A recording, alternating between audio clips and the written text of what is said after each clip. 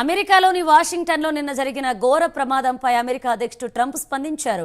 గత అధ్యక్షులు Barack Obama, Joe Biden policy విధానాలలో రాజీ పడినందుకే ఇలా జరిగిందంటూ ఆరోపించారు.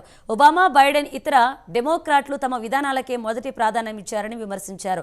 సుపీరియర్ ఇంటెలిజెన్స్ అవసరమయ్యే ఎయిర్ ట్రాఫిక్ కంట్రోల్లో అనర్హులను నియమించినట్లుగా ట్రంప్ ఆరోపించారు. తాను మాత్రం భద్రతకే తొలి ప్రాధాన్యత ఇస్తానన్నారు. గత వారం తాను సంతకం చేసిన కార్యనిర్వాహక ఉత్తర్వుల్లో ఎయిర్ ట్రాఫిక్ కంట్రోలర్స్ ప్రమాణాల పునరుద్ధరణ సైతం ఉన్నట్లుగా ట్రంప్ తెలియజేశారు.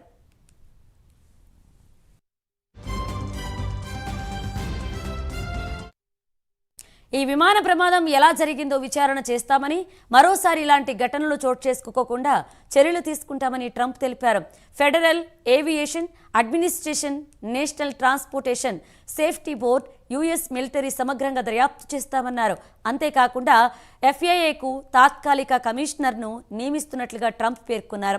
విమాన ప్రమాదం జరిగిన సమయంలో ఎయిర్ ట్రాఫిక్ కంట్రోల్లో జరిగిన సంభాషణల టేపులను తాను విన్నానని, విమానం సరైన మార్గంలోనే వెళ్ళింది అని, పైలట్ తప్పిదం లేదు అని స్పష్టం చేశారు.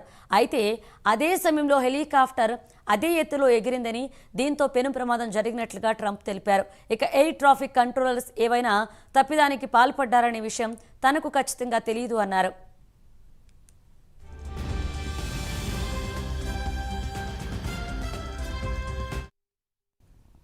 అయితే ప్రెస్ మీట్కు ముందు బాధితులకు ట్రంప్ సంతాపం ప్రకటించారు.